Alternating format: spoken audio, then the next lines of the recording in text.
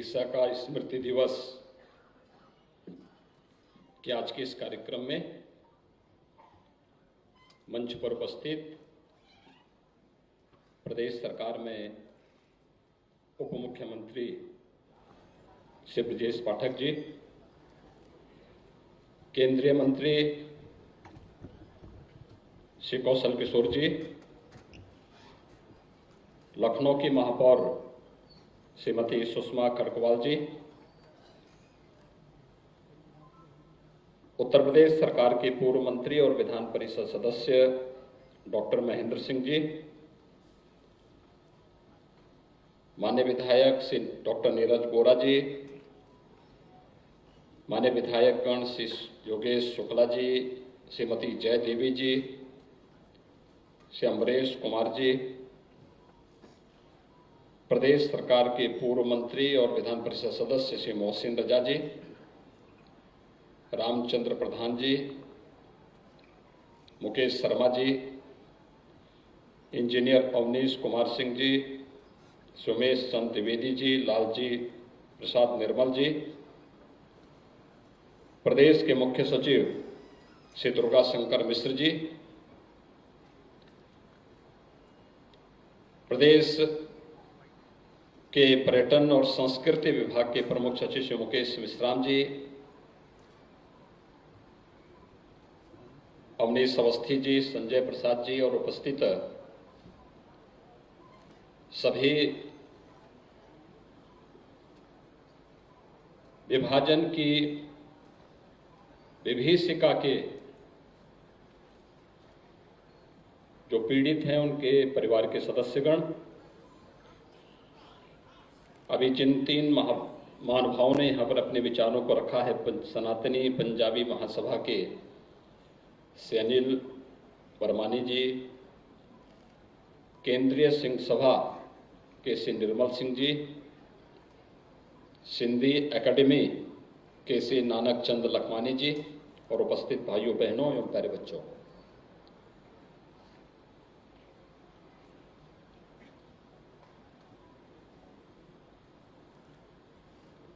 15 अगस्त की तिथि हम में से हर व्यक्ति स्मरण करता है।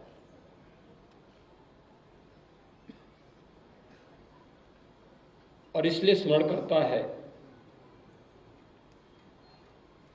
कि 15 अगस्त को यह देश आजाद हुआ था।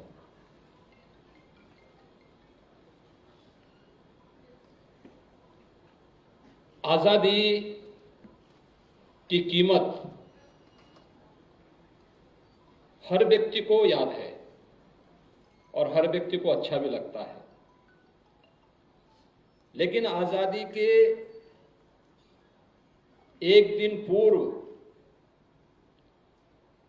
हजारों हजार वर्षों का यह देश 3 भागों में विभाजित हो गया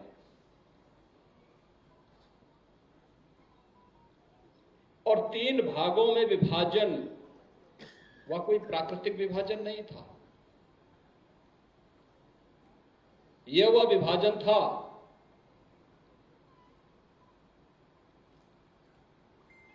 जिसने स्वाभाविक रूप से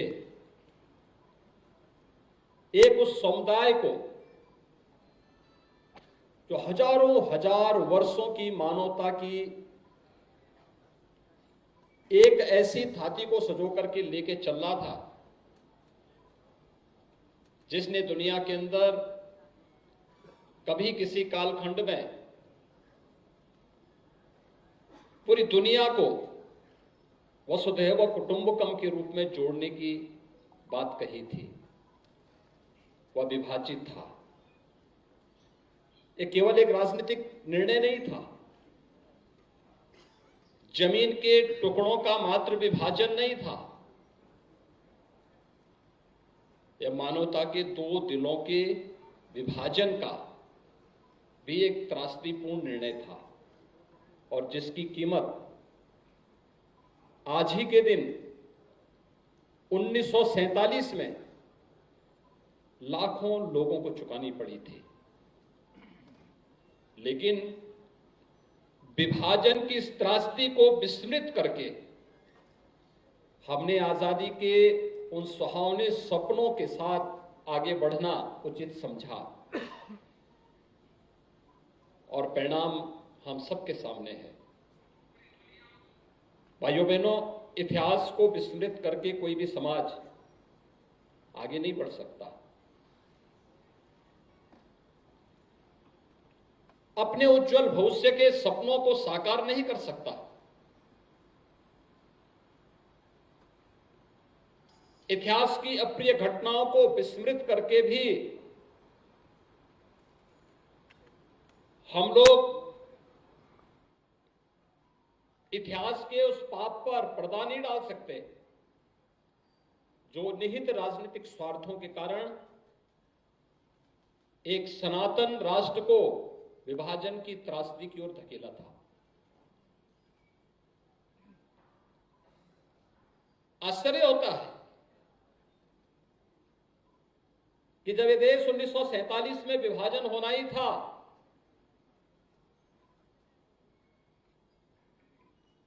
तो फिर पाकिस्तान और बांग्लादेश से भारत में घुसपैठ क्यों हो रही है?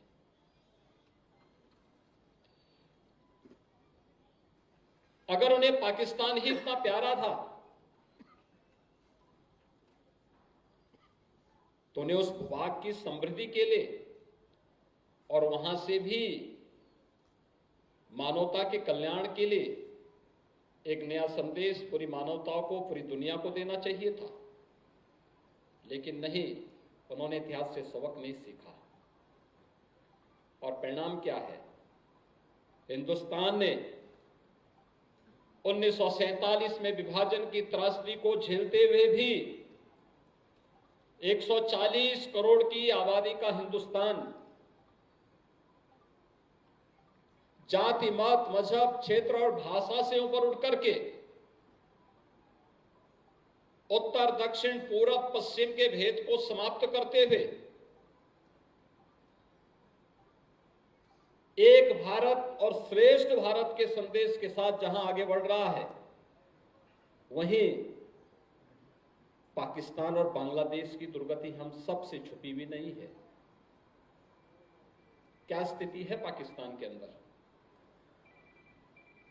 किस प्रकार की स्थितियों का सामना पाकिस्तान वर्तमान में कर रहा है?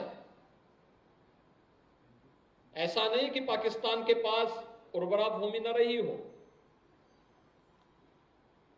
भारत की जो कृषि उत्पादन की जो सबसे सर्वश्रेष्ठ उर्वरा भूमि थी वह पाकिस्तान के पंजाब में गई थी।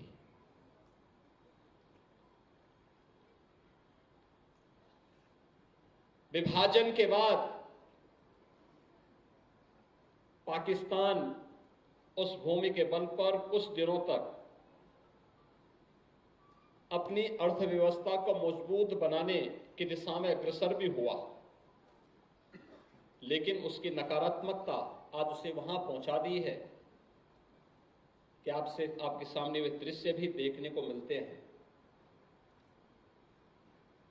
जब 5 किलो आटा की बोरी को लेकर के सरे बाजार में छीना झपटी होती है, यानी भूख के लाले पड़ रहे हैं आज वहां पर, अराजकता चरम पर, कोई सुरक्षित नहीं, क्योंकि ये कभी नहीं हो सकता कि जो दूसरों के लिए कांटा बोए तो उसके लिए कोई फूल बिछाने का कार्य करे। वे कांटे तो एक न एक दिन उसी को काटने पड़ेंगे, उसको उन्हीं से गुजरना पड़ेगा, उन्हीं से उसका सामना होना पड़ेगा। और यही आज पाकिस्तान के अंदर हो रहा है। उसने दुनिया को दर्द दिया, भारत को विभाजन का, दुनिया को आतंकवाद का। तो यही विभाजन और यही आतंकवाद पाकिस्तान को ले डूबेगा। और हुआ भी। 1947 में भारत के 2 टुकड़े हुए। भले ही पाकिस्तान के रूप में उसके 2 भूभाग उसके पास गए, एक पूर्वी पाकिस्तान के रूप में, एक पश्चिमी पाकिस्तान के रूप में, लेकिन वह बहुत दिनों तक अपने उस भूभाग को भी संभाल के नहीं रख पाया। पूर्वी पाकिस्तान उससे अलग हो गया, उसके अत्याचारों से, उसके शोषण से उसने अपने आप को अलग कर दिया।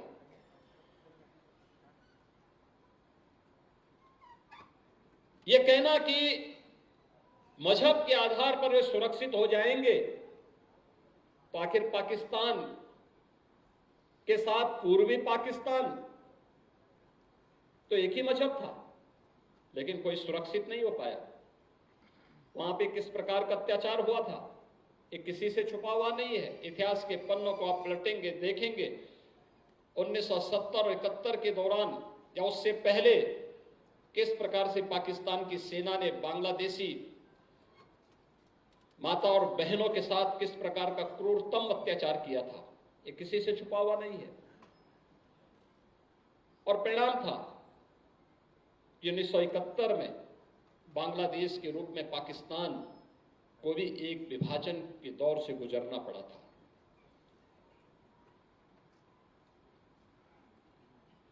पूर्वी पाकिस्तान जब 1947 में बनता है,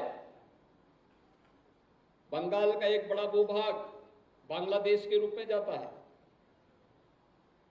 लेकिन वहां की गरीबी, वहां की भूखमरी को वे समाप्त नहीं कर पाए। याद करिए, बांग्लादेश प्राचीन काल से ही, जो आज का बांग्लादेश है, ये बंगाल प्राचीन काल से ही भारत के टेक्सटाइल के एक हब के रूप में जाना जाता था। बंगाल का महीन वस्त्र दुनिया में विख्यात था। उसकी अपनी एक पहचान थी, उसकी अपनी एक ब्रांड थी। कला के लिए आज भी बंगाल जाना जाता है।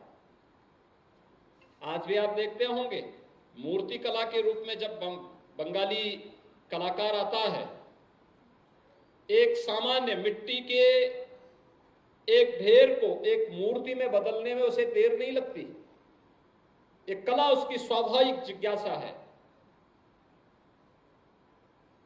उसकी स्वयं की प्रतिभा है। लेकिन कुछ लोगों को ये सब अच्छा नहीं लगा। उन्होंने एक दुखद त्रासदी के दौर से भारत को विभाजन की त्रासदी की ओर धकेला।